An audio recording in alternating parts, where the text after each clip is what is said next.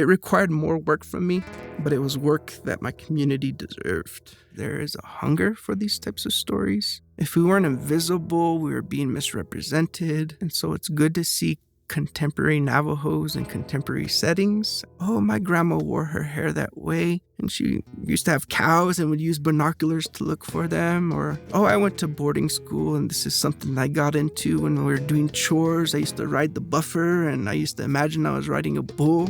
You hear those types of stories, and I think that's where the value comes in, because people make those connections, and who knows where that leads. Bienvenidos. This is Encounter Culture from the New Mexico Department of Cultural Affairs. I'm your host and editor of El Palacio magazine, Emily Withnall.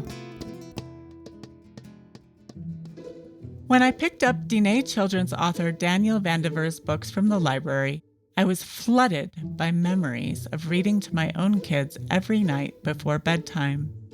I remember helping my oldest kid learn to read by emphasizing the rhythm and rhymes in the Footbook by Dr. Seuss, and the way my kids and I cheered when the animals came together to keep the bullying rattlesnake in check in Roadrunner's Dance by Rudolfo Anaya.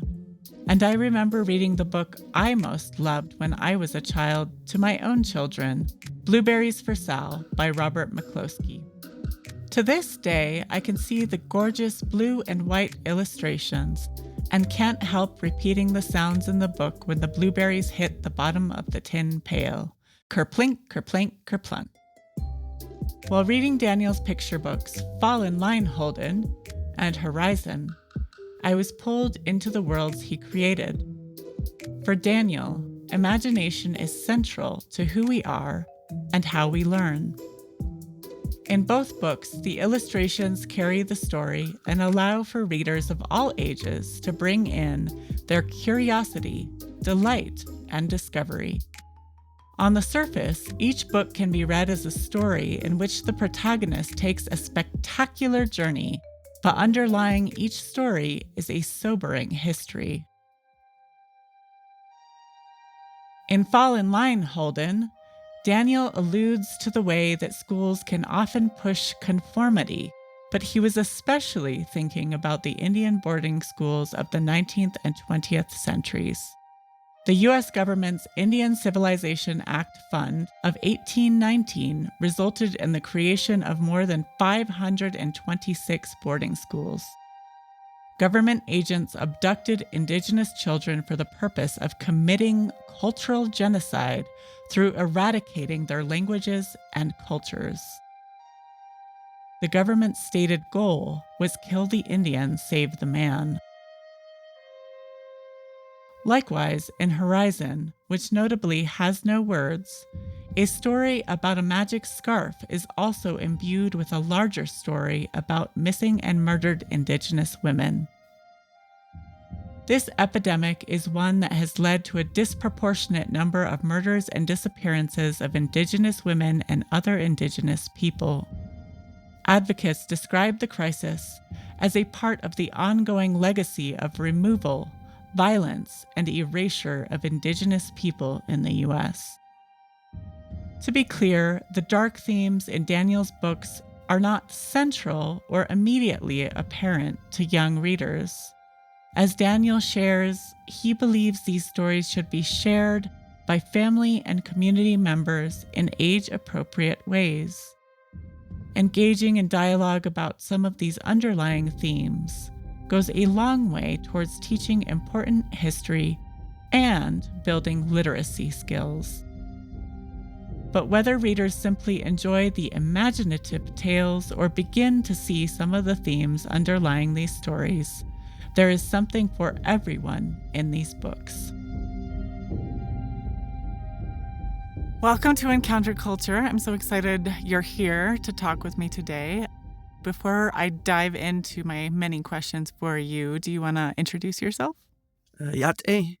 My name is Daniel Vandever, Irish and Schley, Kiani Bushes Chin, Irish Dasha Cheado Touchini Dashanella, Algot Egot and Schle. So I'm a Navajo individual. I'm originally from a community called Haystack. I've been moving around quite a bit ever since then. Grew up in Grants and then Missouri for some time, and now I'm currently residing in Tucson. And so I'm a Navajo children's picture book author. And before we dive into some of those questions specifically about your books, what inspired you to become a children's book author? I think it was really out of necessity. It was never my intention to kind of walk this path. But in 2017, when I published my first book, I was working in higher education. Worked 10 years as a communications director for Navajo Technical University, which is one of the two tribal college and universities on Navajo. And so I think at the heart of any higher education institution is to graduate your students. And so a big part of our work was really diving into the data, looking at the student experience, figuring out how can you not only retain your students, but how can you also help them graduate in a timely manner. And so in that work, we were finding that a big barrier, an obstacle for our students was requiring developmental coursework, specifically when it came to reading, writing, and math.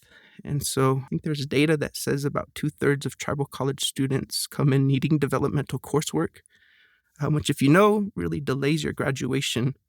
You often have to pay out of pocket. It's not covered by Pell Grant, all of these obstacles that work against students' favors. And so we did work in dual credit and finding ways to get her reach at a younger age, but I knew it had to start earlier. And so I really got into seeing the value of children's books, not only as a form of entertainment, but also as a tool to improve literacy, to talk about identity and history and culture and all of these beautiful things that I think historically have been absent when it came to Native people. And so I got into it, and it's kind of funny. I'm a children's book author now. I'm out of higher ed, and this is what I'm doing for the most part. I love that background. I'm curious if you grew up with children's books and picture books, and if you did, what were some of the memorable ones? Yeah, I was actually fortunate to have books in the home. My mother was a special education teacher. She also started her own daycare. And so we were fortunate always to have books in our environment and around us. I myself wasn't really into reading. That's funny.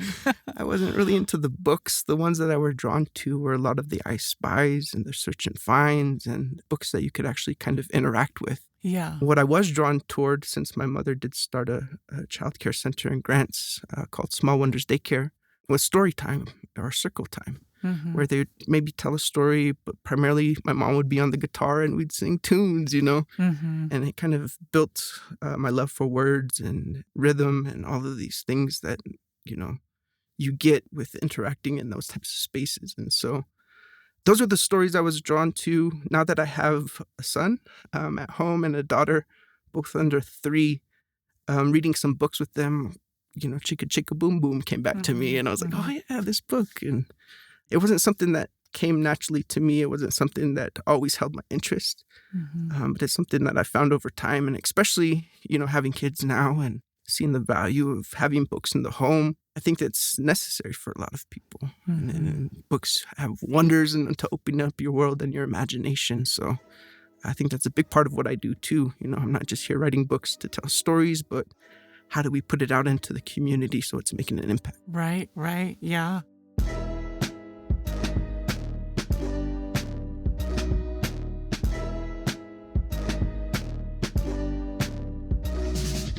So speaking of that, then, I want to talk about your first book, Fall in Line, Holden. I actually have a copy here. And for the listeners who cannot see it, the cover is a line of students walking down a hallway, but there's one student by himself kind of looking off in a different direction. And the title of the book is Fall in Line, Holden. So I'd love to hear about your inspiration for writing this book. Yeah, I always joke around with the kids. It's not fall in line, Holden. There's an exclamation at the end of it. Yes. So you got to say, fall in line, Holden. It's almost like you're getting yelled at or being reminded of something. When I started this book, there was really kind of 3 inspirations that rose to the surface. It started as a project I wanted to do for my nephew, who is Holden. Rather than purchasing him something, buying him V-Bucks or a toy, I thought it might be cool to create something for him. And so I wanted to write a story that really kind of spoke to imagination, being who you are, valuing yourself, identity, all those things, especially because he was coming into the phase where he was going into the school system, where oftentimes those things are hampered in a lot of ways. And so I wanted to write a story that encouraged him to be who he is. It also had my own backstory. I'm a Vandever. Vandevers are always at the end of the line when it comes to lining up single file, where you're kind of out of the reach of the teacher. And so I often got in trouble falling out of line and not always paying attention and letting my mind wander. All of those things that, it's very easy to label somebody a troublemaker when they do those types of things, but do they just see the world a little bit differently? Do they have imagination that's carrying them off? And so I wanted to bring that to the story. And then the third layer, I think, is speaking to my dad's own history. He went to boarding school, which I know has a lot of connotations to a lot of different people and what that means. But for Native people, it was really a means to assimilate, detach Native people from their identity. And so I wanted to be able to at least address that history. Growing up, I didn't necessarily hear it outside of maybe our own home. And I felt it was necessary to have space where that could be talked about, that history.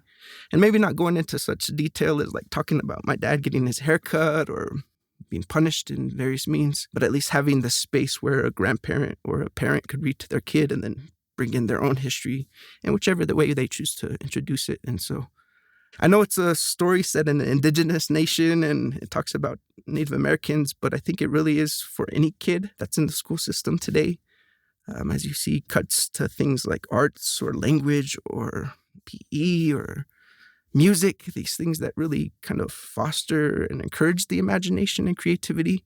So those things go. I think we need more people to be like him and fall out of line and kind of stay true to who you are. And so that was the third layer that kind of all went into that story. Yeah. And so also for listeners, Holden is, seeing all these creative things that are happening, seeing witches and seeing dragons and Right. It's a story about a boy who's simply marching from class to recess as their class is going to play. And whereas everyone's in single file line, passing kind of the everyday, missing the beauty of art up on the wall or a game of dodgeball happening or cooks in the kitchen or janitors joking in the closet, Holden's imagination comes to life when he sees these various places and sees, witches brewing a brew rather than making mutton stew or, astronauts floating in space rather than being in the computer lab. And so it's really trying to encourage, if you have a creative imagination and you see the world in that way, your entire journey to recess could be recess in its own sense.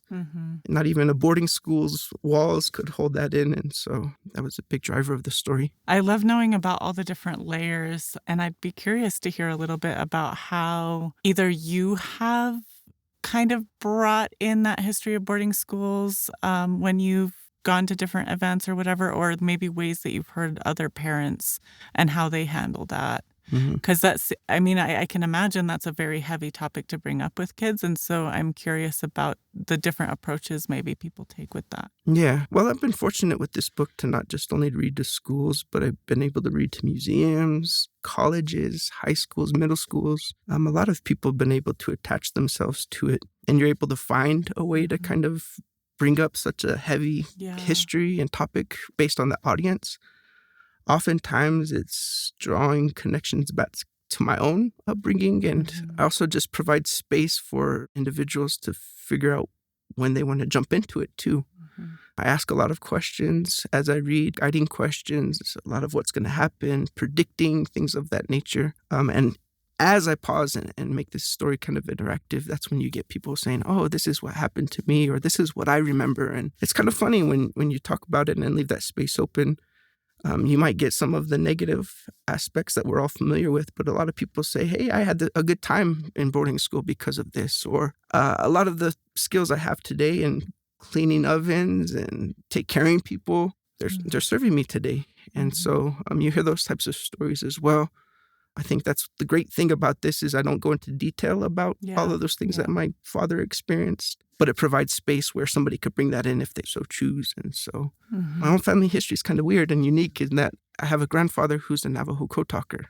So during World War II, he was using the Navajo language to help in time of war, save millions of lives and all that stuff. But one generation removed from him was my father, who was in school, who was then being punished for speaking that same language. Wow. And then my generation, where my father really encouraged us not to learn Navajo and go off in Missouri or go learn in these spaces so you get that Western education. And then you advance in that way, thinking that that's how it's supposed to be. And so, you have that history and bring it to it. It's just having the space now where you talk about it. And it's gratifying in that it's serving that way. And hopefully it could be used as a means to heal.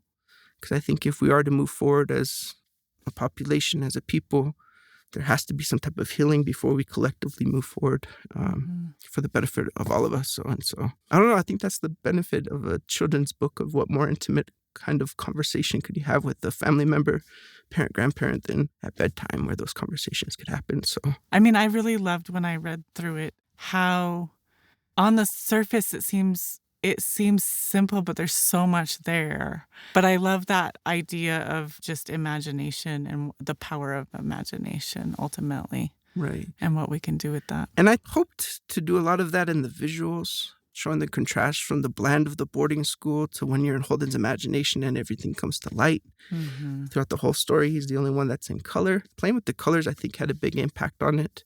Mm-hmm. The words being written in rhyme and cadence, I think, adds to the tone of being in a boarding school. So you're like almost marching in the quarters. Yeah. As class ends and recess begins, we all fall in line.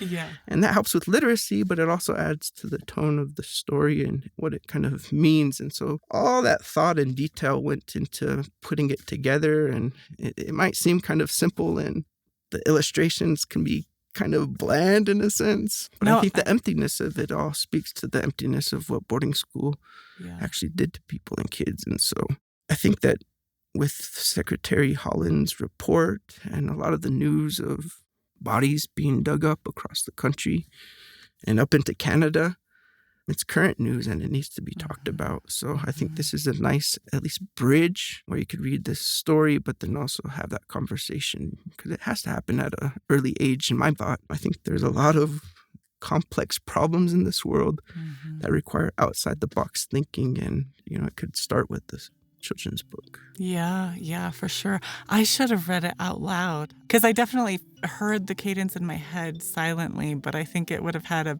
bigger impact if I had read it out loud. But I was sitting in my office, so that might have been awkward.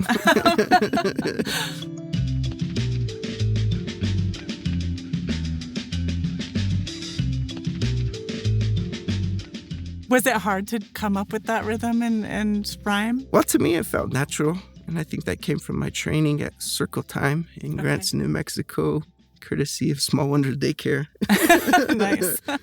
But even growing up, I think that was kind of part of my household. My brother was kind of a rapper. I dabbled in it here and there. And so we always had some type of rhyme in what we're doing. It was when I started doing research and started thinking about like pairing and syllables and all these things that it kind of got crazy, especially as I added to the story. Once I knew that there needed to be 32 pages, so I needed to add a couple more side ventures. And how do I write the rhyme and fit it with what's already in place? And so that's where it got kind of difficult. I read somewhere when I was researching this book about rhyme, and a lot of people said, you should probably not, because oftentimes it could go really bad. Yeah. If you don't do it right. But if you do have rhyme, just make sure it contributes to the story. And so because I wanted it to sound like a march and in rhyme and in cadence, it added to them marching through the corridors, which I think also hits you as a reader, and you feel it in a sense. And so... Yeah, that's great. I'd love to know, too, about the illustration. How did you come up with it? And do you have an art background or? Oh, not at all. Okay. I actually got a journalism degree. I went to school in the University of Missouri. I was going to start out a magazine, but, 3,000 words end up seeming kind of daunting. Yeah. And at Mizzou at the time, they had moved over their advertising program almost and put it in their journalism program and labeled it strategic communication. And so they had creating ads and things like that, and writing quick was what drew me to it. And so as part of that program, you also not only had to write copy, but often get into the graphic side of things, because we had to put together our ads. And so I got into layout, design, and then dabbling in the creative suite. Illustrator, you start creating shapes. And so when I started this book, I was probably at the lowest I've ever been, because I graduated college and it was 2009, right after the housing market. And I was working for a nice advertising agency. And then that happened, and then everything kind of went away. And so I was actually in a call center when I started this, and it started with simple lines and doodles. as I was constantly answering calls. And I just started doing the layout.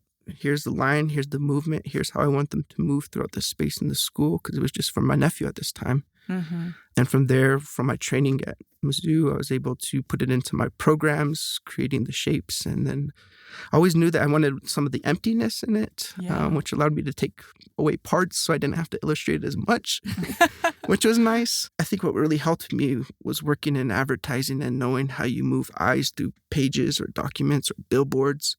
Creating that same type of movement within the story, I think, helped. Thankfully, because I was doing it myself, I was able to pass it along to Salina Bookshelf. It's pretty much packaged, and that art director who was able to kind of refine it from there. I thought they were just going to be placeholders of like, here's how I envision it. Maybe you have somebody come in and draw really nice kids with detailed faces, but I think they kind of saw the beauty and kind of how it worked as is. And I'd love to actually have you talk a little bit about Salina Bookshelf and who they are, what they do, what it was like to work with them. Yeah.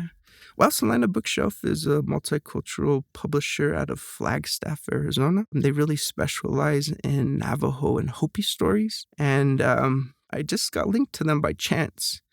I was in graduate school at UNM. I was getting a degree in community and regional planning, and I just so happened to be at a party where their art director was. And a friend introduced me, and he said, hey, this is what I do. And I said, hey, I have a children's book that I've been working on. And he said, just email it to me and we'll see what happens. And I did that, and not even a week later, they were having me out there to Flagstaff to talk about it. And wow. I think they're hungry to tell contemporary Native stories. Yeah. That shows us in present settings and all the beauty that comes with that. They've been amazing to work with, especially with Fall in Line Holden, but even mentoring me beyond that, I think they've been heaven sent. Really, the process was really eye-opening too. I eventually got into self-publishing, but really kind of seeing how they operated as a traditional publisher and what their network was and who they were connected to helped me out in a lot of ways too, and how they operate, the connections they have, and getting it into schools. And so I know right now there's a big movement across the nation where larger publishers are starting imprints telling Native stories, but a lot of them are powwow and a lot of pan-Indianism type of topics, which I think do relate to certain tribes, but not necessarily Navajo. And so, their staff, their editor, their art director are all Navajo. When I first started this, it was the great late LaFrenda Frank who I was working with. And so it was nice to work with Navajos and getting these stories done so they understand the sensitivity behind the content and the care that goes into the detail of how you bring up certain topics. And so I think they're rather nicely positioned and a great resource to the people of the region. So I want to jump to your next book, Herizon, which was nominated by the New Mexico State Library to represent New Mexico at the National Book Festival 2024. And it looks completely different. It has no words. So I want to talk about all of those things. So it's story by you, Daniel, and then it's illustrated by Corey Begay. So I'd love to hear how and why you decided to make a story without words, and then how you worked with Corey to illustrate this wordless picture book. Well, I was fortunate with Fall in Line Holden to be invited to a lot of schools to do readings and interact with the kids, and I always really try to be engaging when I read, so asking the questions, having to go up and point at certain things within the story. But there always seemed to be, in every class, everywhere I went, even with the adults, a group to be kind of standoffish and didn't engage with the story as much. And so I wanted to find a way where I could engage them as well. And I think there's a lot of beauty that comes with wordless books. In the space, they allow the imagination to roam and to describe characters, describe settings, describe plots based on their own experiences and their own knowledge and history, perhaps bringing in their own cultural experiences and language as well. And so being able to engage readers of any experience or age was something that really drew me to it, especially in that I really wanted to dedicate this story to the voiceless in the classroom, as I had described with the kids, but also in the home and the community. I think there's a need to at least provide space for others to speak rather than me. And so I wanted to at least draw out a framework of what the story is, but then allow that opportunity for teachers, me as an author, to meet students where they are and to allow others to be a part and participate in the story. Mm-hmm. And so, fortunately, Corey was actually the art director at Salina Bookshelf, who I worked with for Fall in Line Holden. And so I went to Corey just because I knew him. I knew his family. He's raised by a lot of women like I was. That was his environment, and he understood the significance of a story like this. And so I was able to go to him, tell him the idea. I always tend to start off with sketches and actually put the book kind of together and just saying this is what it's going to be and how it could flow. Go ahead and let it go. And so I was fortunate enough that he was able to put it together rather quickly. And within under a year, it was done. Oh, wow. And it ended up winning an award with the American Indian Library Association as well. Congratulations. So yeah, it's taken me a lot of places. I've often thought of librarians as magicians. Beyond helping you find the book you're seeking, it seems like they always know just where to look to find the answer to any question. The New Mexico State Library is so much more than a place filled with books, though it is that too. The library's primary mission is to promote library services and access to information to all citizens of New Mexico. And when we say all, that's a tall order, given the vast reaches of our geography. The State Library provides reading materials and research services for the blind and print disabled, for rural community members through books by mail, and our ever-popular bookmobiles. They also support librarians across the state with items to add to their enchanted toolkit, from the Tribal Libraries program to summer reading programs for our youngest patrons. Explore the library's research and digital resources, get the bookmobile schedule, or find your local library at nmstatelibrary.org. Some things you can find on the internet, and others, not so much. Putting together a publication as interesting and beautiful as El Palacio magazine is hard work, but it's well worth the effort. The articles we cover, ranging from artist profiles you can't find anywhere else, to impressive archaeological discoveries, to histories of events in New Mexico that are underrepresented in our state's archives, offer important and insightful writing about topics you definitely won't find on the internet. I may be just a little biased, but if you love New Mexico, you'll love El Palacio. Subscribe at elpalacio.org/subscribe. I guarantee you won't want to miss an issue. So for listeners, can you kind of summarize what the story is? Yes. Herizon is a story about a girl who is tasked with helping her grandmother retrieve a flock of sheep with a magic scarf. And it's not just any scarf, but it's a Masana scarf or a Sani scarf. So you might see these, especially across New Mexico and Arizona, this floral pattern design. As this girl embarks on this journey to save the sheep, the grandmother gives her this scarf to help in her journey. And so as she's crossing what seems like the entire four corners, because she visits Monument Valley, Canyon de Chelly, Little Colorado River, Mount Taylor here in New Mexico, it helps her get to those places, and it transforms just as it transforms her on this journey. So it's a little bit of magic to it. I think all grandmas have magic in it, and that's kind of what it represented, was passing on this knowledge and these traditions to the next generation. And so so when you read this, I mean, I don't know if you have read this with a group of children, but do you invite them to help tell the story? Like, how does that work without the words? Right. Often it happens on the tail end of Fall in Line Holden. Okay. And so you hear about Holden and how he used his imagination to break the mold and see the world in a different light. And so with Herizon, I'm able to actually put it to use, and then they get to apply what they just saw within Fall in Line Holden. And so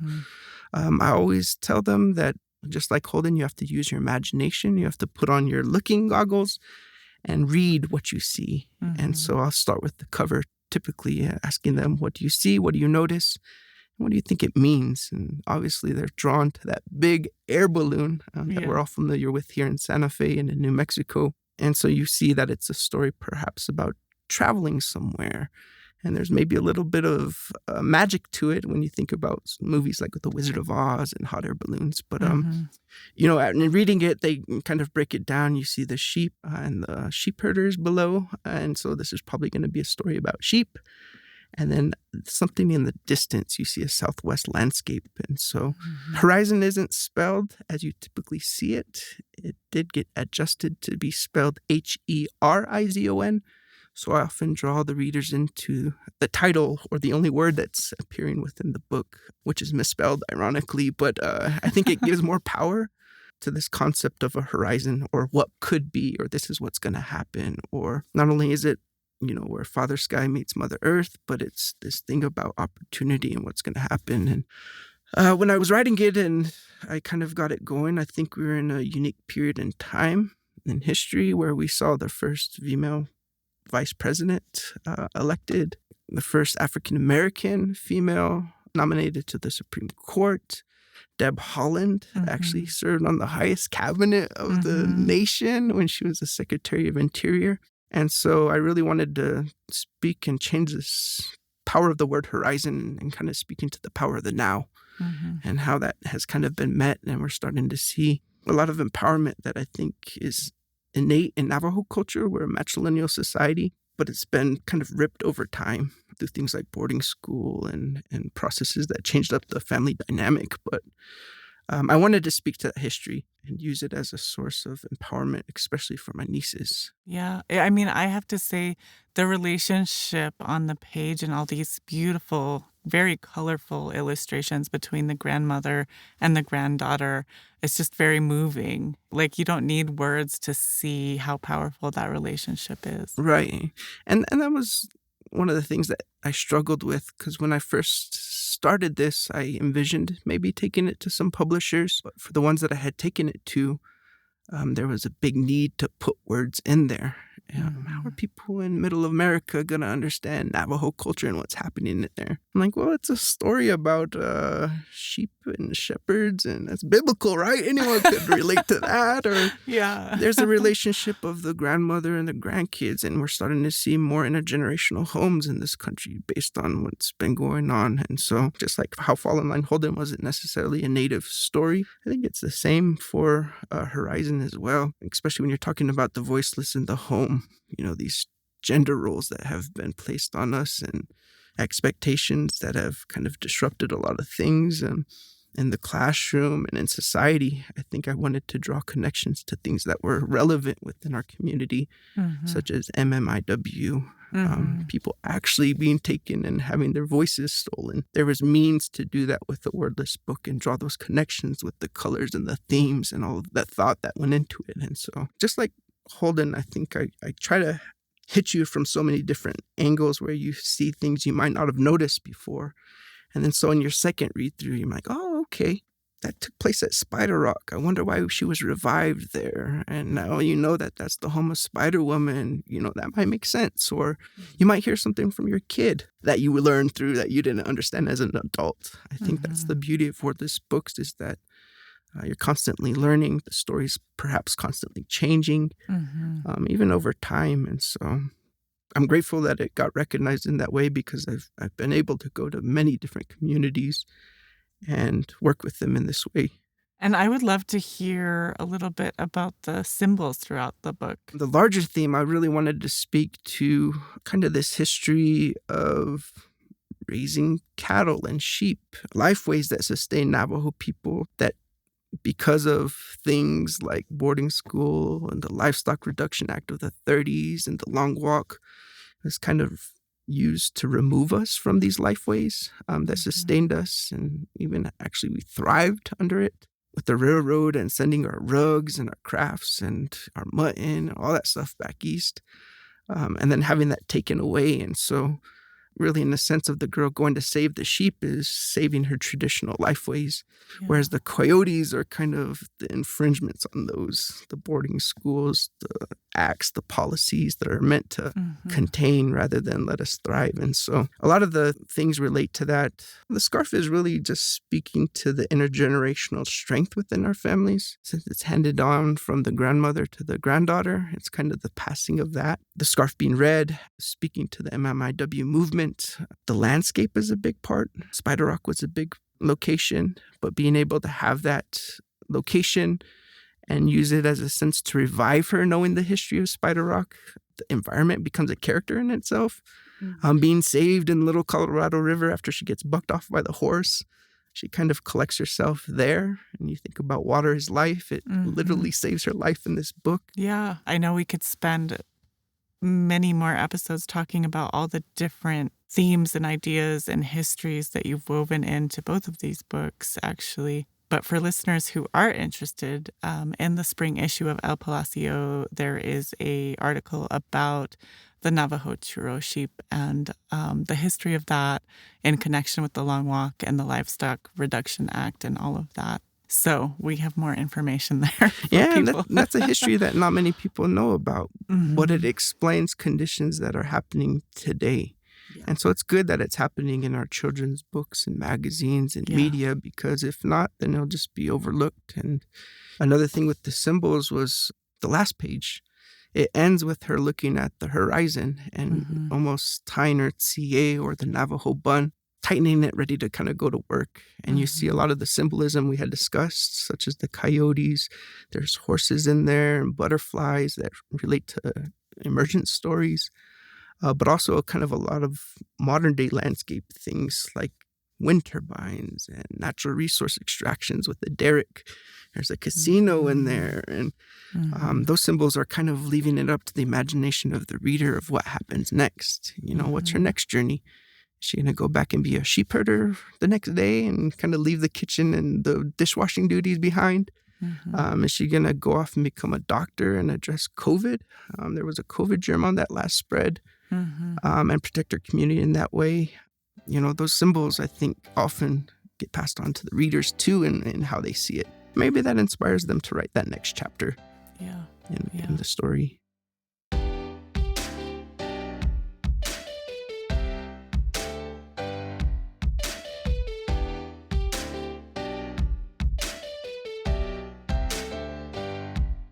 And you wrote both of these before your kids came along, is that true? Yes. So do you read these books to them? Oh, yeah. My 2-year-old is really kind of fascinated with Fall in Line Holden right now, especially because we just visited Holden. He was like, oh, Holden. Yeah. Some of the things I found out later as an author that have benefit with these books, I kind of seen in practice with my own kids because it is in black and white. I noticed that my daughter could trace a little bit more. And you have those black and white books for newborns that help with reading. But, you know, Chicka Chicka Boom Boom right now rules all. So these are still on the shelf at the moment, but hopefully we'll get there. But your oldest understands that you wrote these. Right, yeah. And in the second book, I didn't put my picture in there because I was, dealing with space. But in the first book, there's actually an author portrait. And so he sees me and he's like, Dada. And he draws those connections. And my most recent book that I published last year in November, titled We Weave, is actually dedicated to my son, too. And so he sees his name in there now. And he's kind of the big guy that has his name in a book. So he understands, and it's kind of cool to see. I gave a reading in Scottsdale, Arizona, and they had a big old poster of me on the door, and he went and saw me, and this is kind of funny just seeing him make those connections. Yeah. I still do the same thing, seeing myself up on walls, and I never imagined being here myself. Yeah. So why did you decide to go to self-publishing for the second book? I think really to keep the integrity of what my story would be. Particularly keeping it wordless. So I figured we're in the age of technology where you could start your own podcast, you could create your own YouTube channel. Why can't I create my own book? And so it was at the time that I was kind of transitioning away from higher ed where I was able to dive full force into it. And my mom happened to retire at that time. And so we really worked together in figuring out the logistics. All right, we have the story, we have the book. How do you do everything else? From printing it to warehousing it to pricing it for shipping to starting your own website. I had to dive into all of that. Also taking the extra effort to develop discussion guides, activity guides, resources for teachers into introducing these topics in the classroom, maybe at home. And I think that really benefited me in honing and craft the book so it's more than just a book that's stagnant on a shelf. It's something that's pulled off continuously and used in these settings. You know, being a wordless book, it could be used for social emotional learning or cultural tie-ins for kids. Usually when you publish traditionally, there's a disconnect from you and everyone else, even your illustrator. I'm like, how are they going to understand these nuances of the head tilt and fall in line Holden? And that shows his development because every time he falls out of line and he gets yelled at, another kid's head turns and another head turns until they finally all fall out of line. And you see that growth there. Sure, you could see that, but to be there and describing it and how that buildup is, you know, I find that value. And I was able to do that with Corey. Yeah. Whereas in previous other books that I did, like with Scholastic, I never met the illustrator. And so I think it required more work from me, but it was work that my community deserved. What reactions have you had? I think right now, a lot of it has been positive, just because there is a hunger for these types of stories. If we weren't invisible, we were being misrepresented. And so there's a call to correct that history in books for the most part. And so it's good to see contemporary Navajos and contemporary settings, I think, within these stories that people are drawn to. And I think the best is the feedback I get in people being able to correlate things that are happening to the story with their own life. Oh, my grandma wore her hair that way and had skirts, and she used to have cows and would use binoculars to look for them. Or, oh, I went to boarding school and this is something I got into when we were doing chores. I used to ride the buffer and I used to imagine I was riding a bull. You hear those types of stories, and I think that's where the value comes in because people make those connections, and who knows where that leads. What stories are shared from there? Is it inspiring them to tell their own story? Say, if I could do it, you can too, you know? And so I get a lot of inspirational type of comments, especially being a relatively young male author. There aren't many of us. And so a lot of teachers really appreciate having a young male in the classroom providing positive guidance in a sense. It's also something I get a lot. And those types of things are the things that inspire me to keep going, traveling all across the country and throughout the Four Corners. When I was still working in higher ed, I used to do readings for free, just so kids could see a native with long hair who writes. That's kind of toned down since I've had kids, but any opportunity I get, I try to get out there and provide that impact because that representation hasn't always been there, and still it's kind of growing, but it's still not there.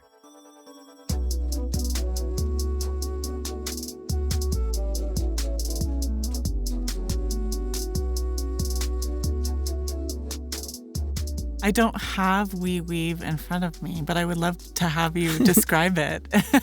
Yeah, We Weave is actually a story about a boy and his grandmother using their creativity to purchase a computer when school transitions to virtual learning. Oh, wow. And so it is kind of carrying on to the theme of COVID and this new era of kids we have of having to learn virtually, but weaving in technology with tradition. And so it's about a grandmother who, weaves a traditional Navajo rug and a boy using his phone to help get it sold. It was dedicated to my son, and what really kind of spurred this one was he's 2 years old and he already knows how to access the phone. Yeah. I don't know how many thousands of pictures of nostrils I have in my photo library, but he's savvy enough to know that if you hold it up to my face, he could access YouTube and he could watch certain shows. And I think technology is something that our kids are going to be raised with and it's going to be almost like another attachment to them.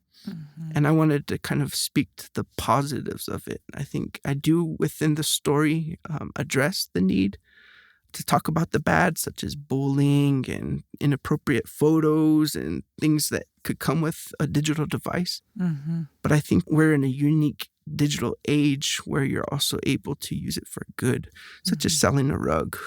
I think if you were to sell a rug through a trader, you might get $800, $900 at the rug auction that I attended and volunteered for in Crown Point. They have one every month, and those go for $1,500. And then if we were to sell on the East Coast, you could get it for thousands. I think we're now in the age where our artisans, our weavers, are able to connect and cut out those middlemen, which historically took advantage of their skills. And so with this book, I'm hoping to show the beauty in technology and how we can connect to share our crafts, our beauty, our stories. I do hopefully plan to self-publish one more at least that's going to be titled Howan, and it's going to be a story that details a Navajo hogan, which as you're reading, you're able to also 3D print your own hogan you read about it. And Wait, how does that work? I'm in the last stages of doing that, but I wanted to use QR codes actually to connect you. So if you're reading the story as you're building and you're learning about these different aspects of what a Navajo hogan is, and what the cultural significance of each details, you're also able to print it as you learn about it. And so I'm hoping it'll be something that you read, you piece together, and then by the time you're done with the story, you also have a nice little nightlight that sits at the side of your bed as you read the story. And so that's what I'm always trying to push. How do you tell these stories in different ways? How do you embrace technology? And a book like that, I think, could have wonders in schools. Mm-hmm. And I haven't seen one that really incorporates 3D printing into a narrative or a story. And so how cool would that be to be groundbreaking in telling that type of story? So with that book, would it be, for young kids to read in spaces where they have a 3D printer, like a library or a maker space or something like that? I'm really trying to decide that right now. I was actually wanting to maybe look into some grants and figure out how I could maybe find something that could fund 3D printers being placed at the various libraries across Navajo, and then maybe it being used as a tool where classes, schools, kids, families could take the story to their library and then engage the technology in that way. But then also maybe check out 2 or 3 books or stay for a reading of somebody coming through, or do some types of arts and crafts, or pick up some masks.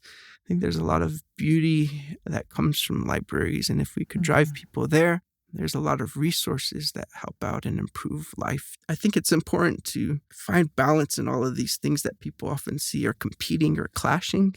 And that's what I try to do with my readings and why I create these books. Well, I definitely see the very strong theme of creativity and imagination all the way through. Right. So. And it starts with Holden. I like to think that all the characters in my books are somebody that's in line with him. Mm-hmm. So perhaps the main character in Herizon was one of those heads that turned as he got in trouble. Maybe the boy in We Weave was one of the heads that turned. And then it extends beyond that first book, and you're starting to see that imagination flow out in this universe that I created in different ways in different stories. And as I mentioned, there's a lot of crazy things happening in our world right now that will require outside-the-box thinking, and we need outside-the-box thinkers and learners to do that. And unfortunately, that's not always the learning system, but if a book could be the thing that sparks it, that's what I'd be happy doing. Well, and what I also am noticing, and it's not just things like 3D printing and technology, but it seems to be this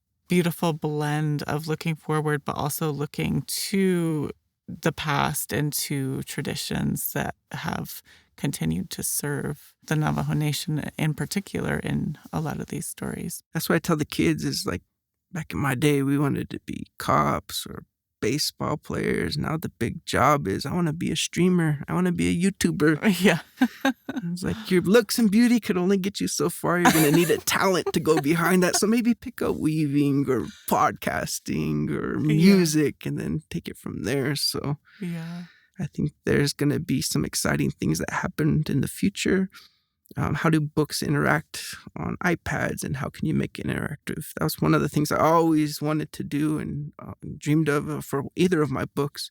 was to have a digital read-through, and you click on a character and the lion roars, or you click on the girl with her scarf and she spanks the coyote to chase it off. And within that space, you're able to put your own name in there. And so it's Fall in Line Daniel, and you're able to bring in language. And so I'm always excited to see how readers, teachers, students use the book in learning spaces. I've seen cool projects like a guy in a class, I wish I remembered where it's from, but he introduced robotics into the story of Fall in Line Holden and actually had them program a little movable robot to go from class to class, only for them to yell, "Fall in line, Holden," and it would continue on. And so they programmed it within these block spaces on the ground to visit each of the locations. I was like, hey, wow, that's cool. Wow. And so if I see those types of things, I try to do like a contest with the American Indian Library Association, their American Indian Youth Literature Award. You're given $500 as part of the prize. And it's like, hey, let me do a contest with that. And so I actually did, after Herizon was published, tell your own story, put your own words to it, maybe put your own language to it and tell your story. So I had a contest that hopefully encouraged kids to write. Had some submissions, a lot from the grants area. But that's what I like to see with these stories. That's is awesome. How does it extend beyond the story and becomes more than a book that sits on the shelf?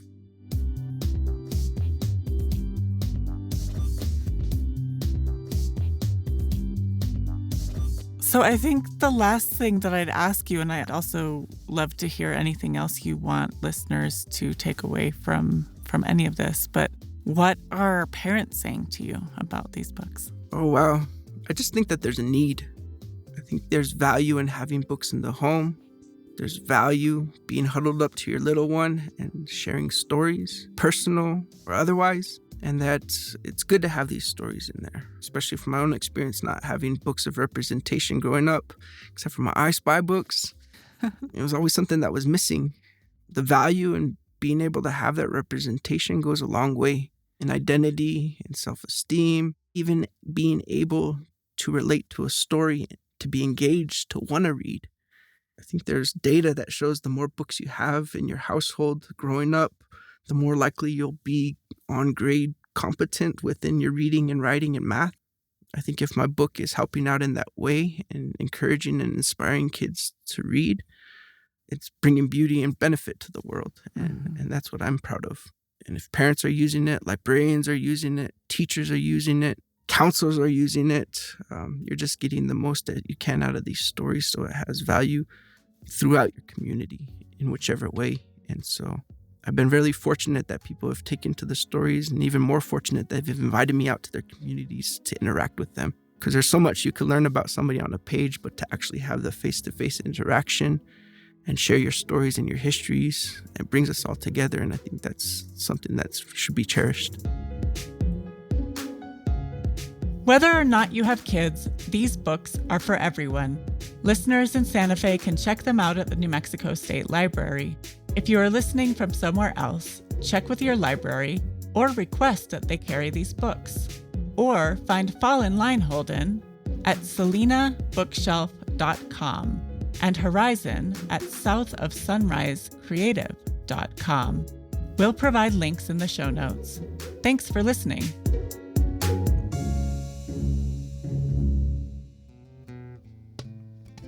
Encounter Culture is a production of the New Mexico Department of Cultural Affairs. Our producer is Andrea Klunder at the Creative Imposter Studios. This season is produced and edited by Andrea Klunder and Alex Riegler, with additional editing by Monica Brain. Our recording engineers are Colin Underleiter and Cabby at Cabby Sound Studios in Santa Fe. Technical direction and post-production audio by Edwin R. Ruiz. Our executive producer is Daniel Zillman. Thank you to New Mexico artist El Brujo de Santinava for our theme music. For a full transcript and show notes, visit podcast.nmculture.org or click the link in the episode description in your listening app. I'm your host, Emily Withnall. The New Mexico Department of Cultural Affairs is your guide to the state's entire family of museums, historic sites, and cultural institutions. From native treasures to space exploration, world-class folk art to ancient dinosaurs, our favorite way to fully explore is with the New Mexico Culture Pass. To see everywhere Culture Pass is accepted and reserve yours today, visit nmculture.org/visit/culturepass. And if you love New Mexico, you'll love El Palacio magazine. Subscribe at elpalacio.org. Thank you for listening. And if you learned something new, send this episode to a friend or share it on social media. We love celebrating the cultures of New Mexico together.